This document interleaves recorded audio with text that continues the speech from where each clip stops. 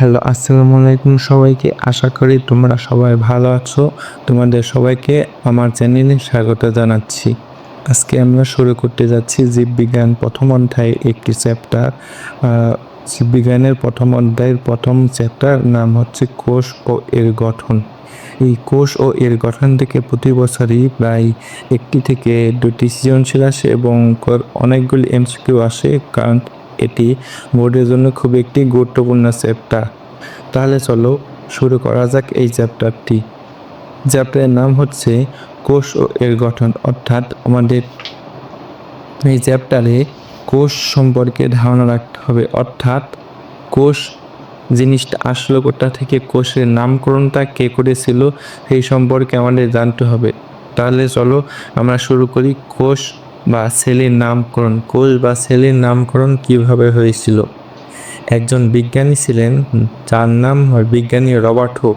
বিজ্ঞানী Robert Hooke royal society of লন্ডনের একজন যন্ত্রপাতি রক্ষক ছিলেন। আর লেখা আছে বিজ্ঞানী Robert Hooke royal society of লন্ডনের কোথাকার যন্ত্রপাতি রক্ষক ছিলেন, আর রয়্যাল সোসাইটি অফ লন্ডনে একজন যন্ত্রপাতি রক্ষক ছিলেন। তিনি যখন ওই জায়গায় চাকরি করতেন, তখন তার সভায় একটা উপস্থিত বক্তৃতা দিতে হতো। তিনি বিভিন্ন ধরনের পর্যবেক্ষণ করলেন যে কিভাবে একটু ডিফারেন্ট কিছু করা যায় যাতে সবাই মুগ্ধ হয়। তখন তিনি একটি কাঠের সিপি দেখলেন। কাঠের সিপি দেখতে প্রায় নিরেট এবং অথচ পানি দিয়ে ভাসে। তিনি এর কারণ ব্যাখ্যা করতে যেয়ে তিনি কাঠের সিপিটি পর্যবেক্ষণ করলেন। তিনি কাঠের সিপিটি পর্যবেক্ষণ করতে গিয়ে দেখলেন যে কাঠের সিপির মধ্যে ছোট ছোট কুঠুরি বা প্রকোষ্ঠ দেখতে পেলেন। তিনি মনে করলেন এইগুলো আশ্রমের সন্ন্যাসীদের বা পাদ্রীদের থাকার মতো এমন ছোট ছোট সেল তিনি দেখেছেন, এবং তিনি এই সেল মানে এই আশ্রম সন্ন্যাসীদের পাদ্রীদের জন্য যে ছোট ছোট সেলগুলো দেখেছিলেন, তিনি সেই নাম অনুসারে এগুলোর প্রথম নামকরণ দেন সেল। যেমন তাই বলা হয়েছে বিজ্ঞানী রবার্ট হুক এর নামকরণ দেন হচ্ছে সেল। এবং বিজ্ঞানী রবার্ট হুক কোন জায়গার যন্ত্রপাতি রক্ষক ছিলেন? রক্ষক ছিলেন রয়্যাল সোসাইটি অফ লন্ডন। আর এই সেল শব্দের উৎপত্তিটা কোথায় হয়েছিল? ল্যাটিন সেলুলার থেকে সেল শব্দের উৎপত্তি হয়েছিল, অর্থাৎ ল্যাটিন সেলুলার থেকে সেল শব্দের উৎপত্তি হয়েছিল। এবং রবার্ট হুক যে তার সেল শব্দের নামকরণটা করেছিলেন এবং এই বিষয়ে যে বিভিন্ন গবেষণা করেছিলেন, তিনি এই সব কিছু একটি গ্রন্থে প্রকাশ করেছিলেন। তার পর্যবেক্ষণকৃত সব কিছু তথ্য তিনি একটা গ্রন্থে প্রকাশ করেছিলেন। এই গ্রন্থটার নাম হচ্ছে মাইক্রোগ্রাফিয়া। এখানে লেখা আছে তার পর্যবেক্ষণকৃত প্রকাশ, মাইক্রোগ্রাফিয়ার গ্রন্থে সবকিছু প্রকাশ হয়েছে। অর্থাৎ তিনি এই সেল শব্দের নাম কোন, এই সেল শব্দে যা যা পর্যবেক্ষণ করেছিলেন সবকিছু এই মাইক্রোগ্রাফিয়ার গ্রন্থে তিনি বর্ণনা করেছেন। এবং এখান থেকে আমাদের কিছু কিছু জিনিস যে জেনে রাখতে হবে এই কোষ ও এর গঠন থেকে, অর্থাৎ এমন কোন কোষ আছে যেটি একটি মাত্র কোষ দিয়ে গঠিত। আমাদের জেনে রাখতে হবে পাখির ডিম, এটি হচ্ছে একটি মাত্র কোষ দিয়ে গঠিত। পাখির ডিম একটি মাত্র কোষ দিয়ে গঠিত। এবং এই পৃথিবীতে সবচেয়ে বড় কোষ হচ্ছে কোনগুলো? পৃথিবীর সবচেয়ে বড় কোষ হচ্ছে উট পাখির ডিম। এটি দৈর্ঘ্যে 17 সেন্টিমিটার এবং প্রস্থে 12.5 সেন্টিমিটার। অর্থাৎ সবচেয়ে বড় কোষ হচ্ছে উট পাখির ডিম। সে দৈর্ঘ্য হচ্ছে 17 সেন্টিমিটার এবং প্রস্থ হচ্ছে 12.5 সেন্টিমিটার। এবং রবার্ট হুক মূলত মিটকোষ দেখেছিলেন, অর্থাৎ রবার্ট হুক কোষ প্রাচীর দেখেছিলেন। কোষের যে কোষ প্রাচীর রয়েছে সেইটুকুই শুধু রবার্ট হুক দেখেছিলেন, অর্থাৎ তিনি জীবিত কোষ দেখতে পাননি। রবার্ট হুক মূলত মৃত কোষ দেখেছিলেন, অর্থাৎ তিনি কোষের যে আবরণ, কোষ প্রাচীর শুধু সেইটুকুই রবার্ট হুক দেখতে পেয়েছিলেন। কিন্তু জীবিত কোষ একদম ভিতরে যে যা কিছু আছে, জীবিত কোষ, মাইটোকন্ড্রিয়া, প্লাস্টিক সব কিছু তিনি পর্যবেক্ষণ করেছিলেন আরেক বিজ্ঞানীর নাম হচ্ছে, তিনি ডাচ বিজ্ঞানী ছিলেন, ডাচ বিজ্ঞানী অ্যান্টনি ভন লিওন হুক। অর্থাৎ জীবিত কোষ পর্যবেক্ষণ করে ডাচ বিজ্ঞানী অ্যান্টনি ভন লিওন হুক আর মৃত কোষ পর্যবেক্ষণ করেছিলেন রবার্ট হুক। অর্থাৎ মৃত কোষের আবিষ্কারক হচ্ছে বিজ্ঞানী রবার্ট হুক এবং জীবিত কোষের পর্যবেক্ষণ করছে ডাচ বিজ্ঞানী অ্যান্টনি ভন লিয়েনহুক। এবং আরেকটি কথা আমাদের জেনে রাখতে হবে, মানুষের নিউরন কোষ কত মিটার লম্বা। মানুষের নিউরন কোষ প্রায় 1.37 মিটার লম্বা এবং এটি সবথেকে লম্বা কোষ। অর্থাৎ আমাদের যদি প্রশ্ন আসে সবচেয়ে লম্বা কোষ কোনটি, এটি হচ্ছে মানুষের নিউরন কোষ, সব থেকে বেশি লম্বা, প্রায় 1.37 মিটার লম্বা। এবং আরেকটি তথ্য রয়েছে এবং যেটি হচ্ছে ইলেকট্রন অণুবীক্ষণ যন্ত্রকে আবিষ্কার করেছিলেন। ইলেকট্রন অণুবীক্ষণ যন্ত্র আবিষ্কার করেছিলেন ম্যাক্স নল ও আর্নেস্ট রাস্কা। ইলেকট্রন অণুবীক্ষণ যন্ত্রের আবিষ্কারক হচ্ছে ম্যাক্স নল ও আর্নেস্ট রাস্কা। এবং মানবদেহের ক্ষুদ্রতম কোষ কোনগুলো? মানবদেহের ক্ষুদ্রতম কোষগুলো হচ্ছে অনুচক্রিকা। মানবদেহের সবচেয়ে ক্ষুদ্রতম কোষ কোনগুলো? মানবদেহের ক্ষুদ্রতম কোষ হচ্ছে অনুচক্রিকা। অর্থাৎ আমরা এই পর্যন্ত কোষের বিভিন্ন জিনিসপাতি সম্পর্কে জানলাম এবং কোষের নামকরণ সম্পর্কে জানলাম। কিন্তু আমাদের যদি পরীক্ষায় আসে কোষ কাকে বলে, আমরা আগে বলেছিলাম কোষ হচ্ছে জীবের গঠনগত মৌলিক একক। এটা বর্তমানে এই সংজ্ঞাটি হবে না, কিন্তু আমাদের একটি পরিপূর্ণ সংজ্ঞা দরকার যেটি আমরা পরীক্ষায় লিখলে নাম্বার পেতে পারবো। অর্থাৎ কোষের একটি ভালো সংজ্ঞা হচ্ছে যেটি দিয়েছেন সেটি হচ্ছে লোই ও সিকোবিস। লোই এবং সিকোবিস একটা পরিপূর্ণ সংজ্ঞা দিয়েছিলেন কোষে। সেই কোষের সংজ্ঞাটি হলো, কোষ হলো জৈবিক ক্রিয়াকলাপের একক যা একটি অর্ধবৃত্ত ঝিল্লি দ্বারা পরিবেষ্টিত থাকে এবং যা অন্য কোনো সজীব মাধ্যম ছাড়াই আত্মপ্রজননে সক্ষম। অর্থাৎ কোষ হলো জৈবিক ক্রিয়াকলাপের একক, অর্থাৎ জীবন ক্রিয়াকলাপের একক। তাই বলা আছে কোষ হলো জৈবিক ক্রিয়াকলাপের একক এবং যা একটি অর্ধবৃত্ত ঝিল্লি, একটা ঝিল্লি থাকে যেটা হচ্ছে অর্ধবৃত্ত, অর্থাৎ অর্ধবৃত্ত ঝিল্লি দ্বারা আবরণ থাকে, অর্থাৎ পরিবেষ্টিত থাকে এবং যা অন্য কোনো সজীব মাধ্যম ছাড়া, অর্থাৎ অন্য কোনো একটা সজীব মাধ্যম আসলে, অর্থাৎ অন্য একটি জীবিত প্রাণী আসলে সেটি আত্মপ্রজননে সক্ষম হয়। অর্থাৎ যা অন্য কোনো সজীব মাধ্যম ছাড়া আত্মপ্রজননে সক্ষম। অর্থাৎ কোষের পরিপূর্ণ সংজ্ঞাটি এভাবে দেওয়া যায়, কোষ হলো জৈবিক ক্রিয়াকলাপের একক যা একটি অর্ধবৃত্ত ঝিল্লি দ্বারা পরিবেষ্টিত থাকে এবং যা অন্য কোনো সজীব মাধ্যম ছাড়া আত্মপ্রজননে সক্ষম। অর্থাৎ এই স্লাইডে আমরা কী শিখেছি? কোষ বা সেলের নামকরণ বিজ্ঞানী Robert Hooke royal society of লন্ডনে একজন যন্ত্রপাতি রক্ষক হিসেবে নিযুক্ত ছিলেন এবং তিনি নামকরণ করেছিলেন সেল। প্রথম কোষের নামকরণ করেছিলেন সেল। এই সেল শব্দটি ল্যাটিন সেলুলার শব্দ থেকে উৎপত্তি হয়েছিল এবং তার পর্যবেক্ষণ সব কিছুই তার একটি গ্রন্থের নাম হচ্ছে মাইক্রোগ্রাফিয়া। এই গ্রন্থে তিনি প্রকাশ করেছিলেন। এবং পাখির ডিম একটি কোষ দিয়ে গঠিত। আর এই পৃথিবীতে সবচেয়ে বড় কোষ হচ্ছে উট পাখির ডিম। দৈর্ঘ্য হচ্ছে 17 সেন্টিমিটার এবং প্রস্থ হচ্ছে 12.5 সেন্টিমিটার। আর রবার্ট হুক মূলত মৃত কোষ দেখেছিলেন আর জীবিত কোষ পর্যবেক্ষণ করেছিলেন হচ্ছে ডাচ বিজ্ঞানী অ্যান্টনি ভন লিয়েনহুক। এবং মানুষের নিউরন কোষ হচ্ছে প্রায় 1.37 মিটার লম্বা এবং এটি সবচেয়ে লম্বা কোষ। এবং ইলেকট্রন অণুবীক্ষণ যন্ত্রের আবিষ্কারক হচ্ছে ম্যাক্স নল ও আর্নেস্ট রাস্কা। এবং মানবদেহের ক্ষুদ্রতম কোষ হচ্ছে অনুচক্রিকা। এবং সর্বশেষে আমরা শিখেছিলাম কোষ কাকে বলে। কোষ হলো জৈবিক ক্রিয়াকলাপের একক যা একটি অর্ধবৃত্ত ঝিল্লি দ্বারা পরিবেষ্টিত থাকে এবং যা অন্য কোনো সজীব মাধ্যম ছাড়াই আত্মপ্রজননে সক্ষম। আমরা পরবর্তী স্লাইডে চলে যাই। এখন আমাদের জানতে হবে এই যে কোষ আসে নামকরণ করার জন্য কোষের সৃষ্টি কোথা থেকে হয়েছিল। এবং প্রথম কোষের সৃষ্টি হয়েছিল একটি, অর্থাৎ প্রি এক্সিস্টিং সেল কোথা থেকে এলো, মানে প্রি মানে হচ্ছে পূর্বে এবং এক্সিস্টিং মানে অস্তিত্ব এবং সেল অর্থাৎ পূর্বে সেলের অস্তিত্ব আসলো কিভাবে। আদিকালের বায়ুমণ্ডলে CH4 অর্থাৎ methane, NH3, ammonia, H2, hydrogen এবং পানি ছিল। আদিকালের বায়ুমণ্ডলে মিথেন, অ্যামোনিয়া, হাইড্রোজেন এবং পানি ছিল। এবং স্ট্যানলি এবং মিলার গবেষণা করে স্ট্যানলি মিলার এবং হ্যারল্ড ইউরে, এই দুজন বিজ্ঞানী ইলেকট্রিক প্রবাহ প্রদান করার ফলে এক ধরনের অ্যামিনো অ্যাসিড সৃষ্টি হয়। স্ট্যানলি মিলার ও হ্যারল্ড ইউরে দুজন বিজ্ঞানী এই ইলেকট্রন প্রবাহ প্রদান করার মাধ্যমে একটি অ্যামিনো অ্যাসিড সৃষ্টি হয়।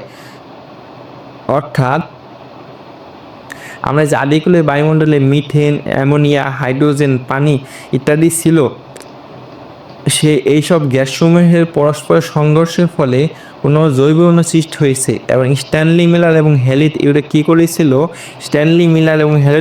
গবেষণাগারে ওই উপরিক্ত গ্যাসগুলো, যেমন এই মিথেন, অ্যামোনিয়া, পানি ও হাইড্রোজেনের গ্যাসগুলোর একত্র করে ইলেকট্রিক প্রবাহ প্রদান করার ফলে সেখানে অ্যামিনো অ্যাসিড সৃষ্টি হয়েছিল।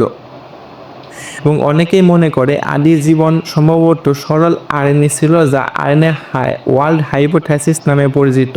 অর্থাৎ আরএনএ ওয়ার্ল্ড হাইপোথেসিস কি, অর্থাৎ প্রথম কোষের যে সৃষ্টি হয়েছিল সেটি আসলে কিভাবে সৃষ্টি হয়েছিল, সেটাই হচ্ছে আরএনএ ওয়ার্ল্ড হাইপোথেসিস। অর্থাৎ আরএনএ ওয়ার্ল্ড হাইপোথিসিস জিনিসটা কি? আরএনএ ওয়ার্ল্ড হাইপোথিসিস হচ্ছে প্রথম ধাপ হচ্ছে প্রথম কোষ জড় উপাদান থেকে সৃষ্ট। প্রথম কোষ কোথা থেকে সৃষ্টি হয়েছিল? প্রথম কোষ আসলে একটি জড় উপাদান থেকে সৃষ্টি হয়েছিল। এবং লাইটিং জিনিসটা কি, মানে যে আমরা যে বজ্রপাত দেখি সেটা হচ্ছে এক ধরনের লাইটিংয়ের ফলে মিথেন, অ্যামোনিয়া, পানি এবং হাইড্রোজেন থেকে অ্যামিনো অ্যাসিড সৃষ্টি হয়। এবং গভীর সমুদ্রে কার্বনের যৌগ ও পলিমার সৃষ্টি হয়।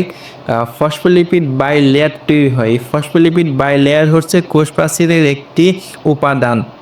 ফসফোলিপিড বাই লেয়ার তৈরি হয়, এটি হচ্ছে কোষ প্রাচীরের একটি উপাদান, অর্থাৎ কোষের শুরু এখান থেকেই হলো। আবার পরের ধাপটি হচ্ছে আরএনএ দ্বারা বংশগতির প্রবাহ শুরু হয়। আবার এখান থেকে আদি ডিএনএ হয়। আদি ডিএনএ থেকে কোষ ঝিল্লিগুলো পরিবেষ্টিত হয় এবং প্রকৃত নিউক্লিয়াসে পরিণত হয়।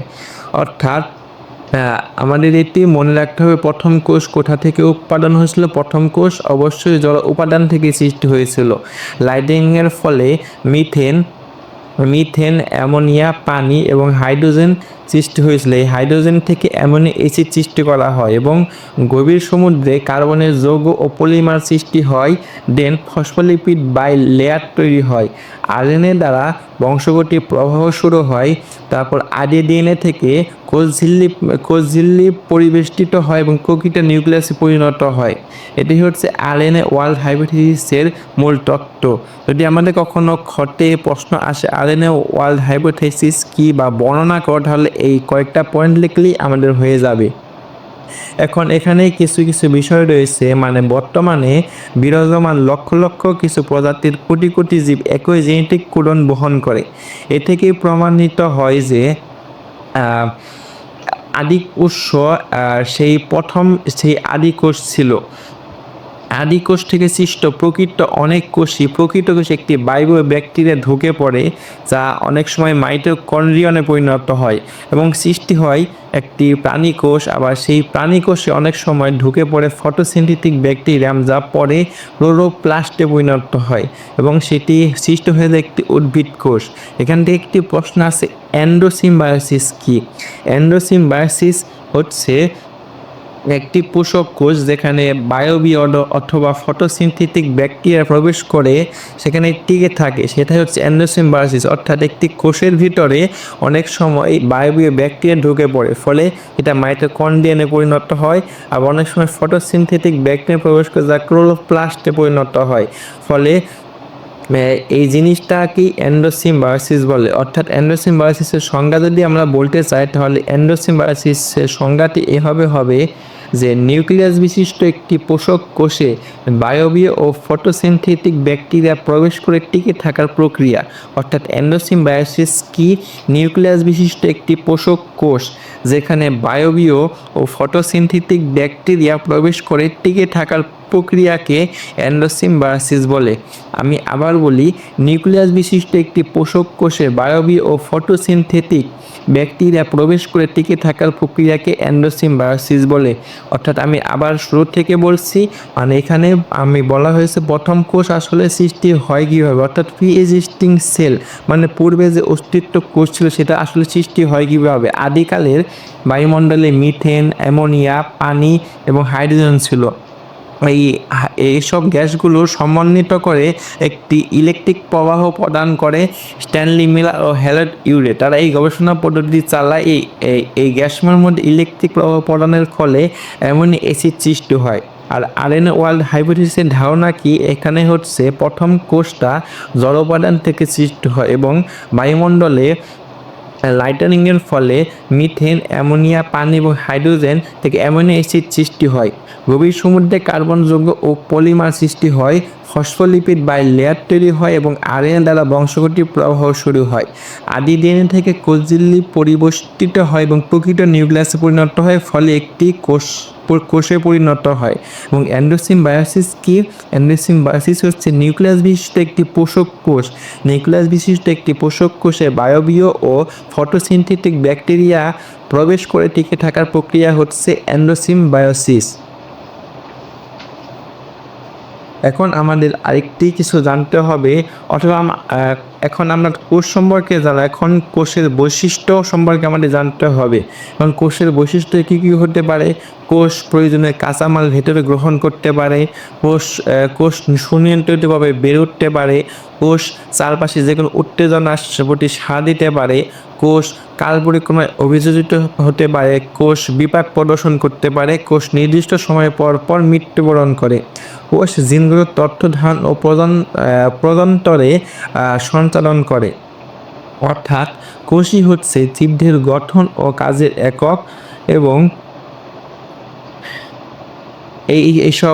এইসব কোষ সম্পর্কে যে আলোচনা করা হয়, কোষের কীভাবে জীবন হয়, কোষের কীভাবে মৃত্যু হয়, কোষের যাবতীয় যত তথ্য বিজ্ঞানের গবেষণা করে তা হচ্ছে কোষবিদ্যার মধ্যে আলোচনা করা হয়ে থাকে। এই কোষবিদ্যার জনক কে? কোষবিদ্যার জনক হচ্ছে রবার্ট হুক, কিন্তু আধুনিক কোষবিদ্যার জনক হচ্ছে কার্ল পি সোয়ানসন। যদি শুধু প্রশ্ন আসে কোষবিদ্যা জনককে, তাহলে সেটা হচ্ছে রবার্ট হুক, কিন্তু আধুনিক কোষবিদ্যা জনককে? আধুনিক কোষবিদ্যা জনক হচ্ছে কার্ল পি সোয়ানসন। এই কোষতত্ত্বটা প্রদান করে কে? কোষতত্ত্ব প্রদান করে হচ্ছে তিনজন বিজ্ঞানী, একজন হচ্ছে সোয়ান, একজন হচ্ছে স্লেইডেন, একজন হচ্ছে ভার্সু। কোষতত্ত্ব প্রদান করে হচ্ছে সোয়ান, স্লেইডেন, ভার্সু। সোয়ান ছিলেন একজন প্রাণী বিজ্ঞানী, আর স্লেইডেন ছিলেন একজন উদ্ভিদ বিজ্ঞানী, আর ভার্সু ছিল একজন চিকিৎসক ও জীববিজ্ঞানী। এবং এরা তিনজনেই জার্মান বিজ্ঞানী ছিলেন। অর্থাৎ কোষতত্ত্বের মূল কথা কি? কোষতত্ত্ব হচ্ছে জীব কোষ দ্বারা গঠিত। কোষ জীব বা জীবনের গাঠনিক ও কার্যকরী ক্ষুদ্রতম মৌলিক একক এবং সকল কোষ পূর্বস্থিত কোষ থেকে সৃষ্ট। অর্থাৎ এই কোষতত্ত্বের যে তিনটি মূল কথা রয়েছে, এই তিনটি মূল কথা প্রদান করেছিল এই তিনজন বিজ্ঞানী, একজন হচ্ছে সোয়ান, স্লেইডেন এবং ভার্সু। কোষতত্ত্বের মূল কথা: জীব কোষ দ্বারা গঠিত, কোষ জীব বা জীবনের গাঠনিক ও কার্যকরী একক, সকল কোষ পূর্বস্থিত কোষ দ্বারা সৃষ্ট। এগুলো হচ্ছে কোষতত্ত্বের মূল কথা, এবং এইসব কোষতত্ত্বের প্রদান করেছিল তিনজন বিজ্ঞানী, সোয়ান, স্লেইডেন এবং ভার্সু। এখন আমরা পড়ব কোষের প্রকারভেদ নিয়ে। কোষকে বিভিন্ন ভাগে ভাগ করা যায়, বিভিন্ন কাজের ভিত্তিতে কোষকে বিভিন্নভাবে ভাগ করা যায়। এখানে আমরা শারীরভিত্তিক কাজের ভিত্তিতে প্রথমে ভাগ করছি। শারীরভিত্তিক কাজের ভিত্তিতে কোষ হচ্ছে দুই প্রকার, একটি হচ্ছে দেহকোষ আর একটা হচ্ছে জনন কোষ। দেহকোষের ইংরেজি নাম হচ্ছে সোমাটিক সেল। দেহকোষ মানে হচ্ছে সোমাটিক সেল, আর জনন কোষ হচ্ছে রিপ্রোডাক্টিভ সেল। জনন কোষকে গ্যামিটো বলা হয়। এখানে আমাদের এগুলো আর কি নাম এবং ইংলিশ নামগুলো আমাদের মনে রাখতে হবে। দেহকোষ হচ্ছে সোমাটিক সেল এবং জনন কোষ হচ্ছে রিপ্রোডাক্টিভ বা গ্যামিট। এবং দেহকোষ সম্পর্কে আমরা জানি দেহকোষ সম্পর্কে কিছু বৈশিষ্ট্য রয়েছে। দেহকোষের মধ্যে উচ্চ শ্রেণীর জীব হচ্ছে উচ্চ শ্রেণীর জীবরা হচ্ছে ডিপ্লয়েড, অর্থাৎ দেহকোষ আমরা যত দেহকোষই দেখব সেগুলো হচ্ছে এক ধরনের ডিপ্লয়েড। দেহকোষের মধ্যে কোনগুলো পড়ে, যেমন মূল, কাণ্ড ও পাতার কোষ, স্নায়ু কোষ, রক্তকণিকা, এ সকল কিছুই হচ্ছে এক ধরনের দেহকোষ। মূল, কাণ্ড, পাতা, পাতার কোষ, স্নায়ু, এগুলো রক্তকোষ, রক্তকণিকা, এগুলো সবই হচ্ছে এক ধরনের দেহকোষ। এবং মানুষের দেহকোষে ক্রোমোজোম সংখ্যা হচ্ছে 2n অকাল টু 46। মানুষের দেহকোষে ক্রোমোজোম সংখ্যা ইকাল টু হচ্ছে 2n তার 46। এবং জনন কোষ সম্পর্কে বলা, জনন কোষ হচ্ছে হ্যাপ্লয়েড এবং জনন কোষে মানুষের জনন কোষের ক্রোমোজোম সংখ্যা হচ্ছে 23টি, অর্থাৎ জনন কোষ হচ্ছে হ্যাপ্লয়েড, দেহকোষ হচ্ছে ডিপ্লয়েড। অর্থাৎ আমরা যদি পার্থক্য আসে তখন আমরা দেহকোষ ও জনন কোষের আমরা পার্থক্য লিখতে পারবো। অর্থাৎ এই স্লাইডের শুরুতে কি বলেছিলাম, মানে কোষবিদ্যা সম্পর্কে যে ধারণা দেন সেটা হচ্ছে জনক। কোষবিদ্যা জনক হচ্ছে রবার্ট হুক, কিন্তু আধুনিক কোষবিদ্যা জনক হচ্ছে কার্ল পি সোয়ানসন। আর কোষতত্ত্বে যে তিনটি মূল কথা রয়েছে, যেমন জীব কোষ দ্বারা গঠিত এবং কোষ জীব বা জীবনের গাঠনিক ও কার্যকরী একক, সকল কোষ পূর্বস্থিত কোষ থেকে সৃষ্ট। এই তিনটি মূল কথা কোষতত্ত্ব প্রদান করেছিলেন তিনজন বিজ্ঞানী, বিজ্ঞানী সোয়ান, বিজ্ঞানী স্লেইডেন, বিজ্ঞানী ভার্সু। বিজ্ঞানী সোয়ান ছিলেন একজন প্রাণীবিজ্ঞানী এবং স্লেইডেন ছিলেন উদ্ভিদ বিজ্ঞানী, ভার্সু ছিল চিকিৎসক ও জীববিজ্ঞানী, এবং এরা তিনজনই ছিল জার্মান বিজ্ঞানী। পরে আমরা কোষের প্রকারভেদ সম্পর্কে জেনেছি। এখানে আমরা শারীরবৃত্তিক কাজের ভিত্তিতে কোষকে দুই ভাগে ভাগ করেছি। একটি হচ্ছে দেহকোষ বা সোমাটিক সেল, অন্যটি হচ্ছে জনন কোষ বা রিপ্রোডাক্টিভ সেল বা গ্যামিট। এখানে দেহকোষের মধ্যে দেহকোষ হচ্ছে এক ধরনের ডিপ্লয়েড কোষ আর জনন কোষ হচ্ছে হ্যাপ্লয়েড কোষ। অর্থাৎ আমাদের মনে রাখতে হবে উচ্চ শ্রেণীর যত জীব আছে সবাই হচ্ছে ডিপ্লয়েড আর জনন কোষ হচ্ছে হ্যাপ্লয়েড। আর দেহকোষ কোনগুলো হতে পারে, যেমন মূল, কাণ্ড ও পাতার কোষ, স্নায়ু কোষ, রক্তকণিকা, সবই হচ্ছে দেহকোষ। আর মানুষের দেহকোষের ক্রোমোজোম সংখ্যা হচ্ছে 46 আর মানুষের ক্রোমোজোমে জনন কোষের সংখ্যা হচ্ছে 23টি। কোষকে আমরা নিউক্লিয়াসের গঠনের ভিত্তিতে আরো দুই ভাগে ভাগ করতে পারি। নিউক্লিয়াসের গঠনের ভিত্তিতে ভাগ করলে আমরা একটি পাই হচ্ছে আদি কোষ আর একটি হচ্ছে প্রকৃত কোষ। আদি কোষকে আমরা প্রাককেন্দ্রিক কোষ, আদিকেন্দ্রিক কোষ বা প্রোক্যারিওটিক সেলও বলে থাকি।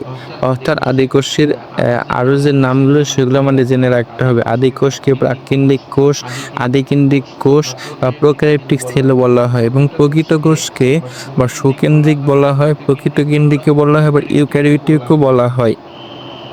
প্রকৃত কোষ সুকেন্দ্রিক, প্রকৃত কেন্দ্রিক বা ইউক্যারিওটিক সেল বলা হয়। এবং আদিকোষের বৈশিষ্ট্যগুলো কি কি সেগুলো চলো জেনে নেই।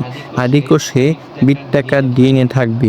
এই বৃত্তাকার ডিএনএকে আদিকোষের বেলায় নিউক্লিওয়েড বলা হয়। আদিকোষে বৃত্তাকার ডিএনএ থাকে। বৃত্তাকার ডিএনএকে নিউক্লিওয়েড বলে। এবং আদিকোষের রাইবোজোম হচ্ছে 70S। এখানে এসটা কি, এস হচ্ছে একটা একক। বিজ্ঞানী বেডবার্গ এই রাইবোজোম আবিষ্কার করেছিলেন বলে তার নামানুসারে এখানে এস তার নামানুসারে একক দেওয়া আছে। বিজ্ঞানী বেডবার্গ বানানো হচ্ছে SBEDBERB। এটা বিজ্ঞানী এস, এখানে এসটা সাইলেন্ট, এস সাইলেন্টের জন্য এখানে এস দেওয়া হয়েছে। অর্থাৎ আদিকোষের বেলায় রাইবোজোম হচ্ছে 70S। আদিকোষের বিভাজন কিভাবে হয়? আদিকোষের বিভাজন হচ্ছে দ্বিভাজন ও অ্যামাইটোসিস প্রক্রিয়ায় বিভাজন হয়। আদিকোষের বিভাজন দ্বিভাজন ও অ্যামাইটোসিস প্রক্রিয়ায়। এবং আদিকোষে অবাধ শ্বসন ঘটে। আদিকোষে অবাধ শ্বসন ঘটে এবং মনেরা রাজ্য হচ্ছে এক ধরনের আদিকোষী জীব। মনেরা রাজ্য এক ধরনের আদিকোষী জীব। এবং আদিকোষী জীব কোনগুলো তার একটি উদাহরণ দেওয়া হয়েছে। আদিকোষ মাইক্রোপ্লাজমা হতে পারে, ব্যাকটেরিয়া হতে পারে, এবং সায়ানোব্যাকটেরিয়া বা BGA, blue green algae. Algae হচ্ছে শৈবাল, অর্থাৎ mycoplasma, bacteria, cyanobacteria, blue green algae. আদি কোষের বৈশিষ্ট্যগুলো কি? তাহলে বৃত্তাকার ডিএনএ থাকবে, বৃত্তাকার ডিএনএ কে নিউক্লিওয়েড বলে এবং আদি কোষের রাইবোজোম হচ্ছে 70S এবং বিভাজন হচ্ছে ডিভাজন বা অ্যামাইটোসিস প্রক্রিয়ায়। আর এতে অবাধ শ্বসন ঘটে। আর মনে রাজ্য হচ্ছে আদিকোষী। আর আদিকোষী জীব কোনগুলো? মাইকোপ্লাজমা, ব্যাকটেরিয়া, সায়ানোব্যাকটেরিয়া বা BGA, ব্লু গ্রিন অ্যালগি। প্রকৃত কোষের বৈশিষ্ট্য কি? প্রকৃত কোষের বৈশিষ্ট্য হচ্ছে প্রকৃত কোষের সূত্রাকার ডিএনএ থাকে। প্রকৃত কোষের সূত্রাকার ডিএনএ থাকে কিন্তু আদিকোষে বৃত্তাকার ডিএনএ থাকে। প্রকৃত কোষে রাইবোজোম হচ্ছে 80S কিন্তু আদিকেন্দ্রিক কোষে রাইবোজোম হচ্ছে 70S এবং প্রকৃত কোষে বিভাজন হয়েছে মাইটোসিস ও মিয়োসিস প্রক্রিয়ায়। প্রকৃত কোষের বিভাজন হয়েছে মাইটোসিস ও মিয়োসিস প্রক্রিয়ায় ও প্রকৃত কোষে সবার শোষণ ঘটে থাকে। প্রকৃত কোষে সবার শোষণ ঘটে থাকে এবং প্রকৃত কোষ শোষণ, আত্তীকরণ ও সালোকসংশ্লেষণের মাধ্যমে পুষ্টি ঘটায়। অর্থাৎ প্রকৃত কোষ কিভাবে পুষ্টি পায়? শোষণ, আত্তীকরণ ও সালোকসংশ্লেষণের মাধ্যমে প্রকৃত কোষ পুষ্টি পায়। এবং এতে আমাদের জেনে রাখতে হবে প্রথম প্রকৃত কোষ এবং প্রথম বহুকোষী জীব কোনটি? প্রথম প্রকৃত কোষ ও প্রথম বহুকোষী জীব অর্থাৎ প্রথম প্রকৃত কোষ ও বহুকোষী জীব হচ্ছে বঙ্গীয়মরফা পিউবেসেন্স। বঙ্গীয়মরফা পিউবেসেন্স এই বানানটা আমাদের ভালোভাবে দেখতে হবে এবং এটি সৃজনশীলে করতে আসতে পারে অথবা MCQতে আসতে পারে। তার প্রথম প্রকৃত কোষ ও বহুকোষী জীব হচ্ছে বঙ্গীয়মরফা পিউবেসেন্স। এবং উদ্ভিদ কোষের ক্ষেত্রে সঞ্চিত খাদ্য হচ্ছে শ্বেতসার বা স্টার্চ। উদ্ভিদ কোষের ক্ষেত্রে সঞ্চিত খাদ্য হচ্ছে শ্বেতসার বা স্টার্চ। আর প্রাণী কোষের সঞ্চিত খাদ্য হচ্ছে চর্বি ও গ্লাইকোজেন। প্রাণী কোষের ক্ষেত্রে হচ্ছে চর্বি ও গ্লাইকোজেন। উদ্ভিদ কোষের সঞ্চিত খাদ্য শ্বেতসার আর প্রাণী কোষের সঞ্চিত খাদ্য চর্বি ও গ্লাইকোজেন। এখন আমাদের জানতে হবে স্টেম কোষ কি? স্টেম কোষ হচ্ছে এমন ধরনের কোষ যেগুলো বারবার বিভাজিত হতে পারে কিন্তু পুরোপুরি পার্থক্যমণ্ডিত নয়। স্টেম কোষ স্টেম কোষের বৈশিষ্ট্য তাহলে কি হবে? স্টেম কোষ হচ্ছে এগুলি যারা বারবার বিভাজিত হতে পারে, এগুলি হচ্ছে এক ধরনের স্টেম কোষ। আর এগুলো পুরোপুরি পার্থক্যমণ্ডিত নয়, অর্থাৎ এরা বিভিন্ন পথে পার্থক্যমণ্ডিত হয়ে বিভিন্ন প্রকার সেল বা টিস্যু গঠন করতে পারে। অর্থাৎ এগুলো পুরোপুরি পার্থক্যমণ্ডিত মানে ডিফারেন্সিয়েটেড নয়, মানে পুরোপুরি আলাদা নয়। এগুলো বিভিন্ন পথে পার্থক্যমণ্ডিত হয়ে বিভিন্ন প্রকার সেল, টিস্যু ইত্যাদি তৈরি করতে পারে। এখন আমাদের কিছু ইনফরমেশন জেনে রাখতে হবে। স্টেম কোষের কিছু কোষের রিজেনারেশন ও রিপেয়ার ক্ষমতা সবচেয়ে বেশি। যেমন রিজেনারেশন ও রিপেয়ার ক্ষমতা বেশি কোনগুলোর? বোন ম্যারো, স্কিন, লিভারের কোষগুলোর রিজেনারেশন ও রিপেয়ার ক্ষমতা সবচেয়ে বেশি। আর রিপেয়ার ক্ষমতা সবচেয়ে কম কার? যেমন আমাদের ব্রেইন, কিডনি, হার্ট, এগুলো হচ্ছে রিপেয়ার ক্ষমতা খুব কম। অর্থাৎ এগুলো যদি ড্যামেজ হয়ে যায়, এগুলো রিপেয়ার হতে অনেক বেশি সময় লাগবে। কারণ ব্রেইন ড্যামেজ হলে, কিডনি ড্যামেজ হলে, হার্ট ড্যামেজ হলে এগুলো রিপেয়ার হতে অনেক সময় লাগবে। কিন্তু বোন ম্যারো, স্কিন, লিভার এই কোষগুলো যদি কোনো ক্ষতিগ্রস্ত হয় তাহলে এগুলো রিপেয়ার হতে খুবই কম সময় লাগবে। তার জন্য এগুলোর রিপেয়ার ও রিজেনারেশন ক্ষমতা বেশি, কিন্তু ব্রেইন, কিডনি, হার্ট এগুলোর রিপেয়ার ক্ষমতা কম। তাহলে আজকের জন্য আমরা এই পর্যন্তই রাখবো। আগামী কোনো ভিডিওতে সামনের ভিডিওতে আমরা আরও কিছু সামনের পার্ট নিয়ে আসবো। তোমাদের যদি এই ভিডিওটি ভালো লাগে তাহলে অবশ্যই চ্যানেলটি সাবস্ক্রাইব করো এবং লাইক করো এবং কমেন্টে জানিয়ে তোমাদের কী সমস্যা আছে, সেই অনুযায়ী আমি সামনে আরও ভালো ভিডিও নিয়ে আসবো। ধন্যবাদ।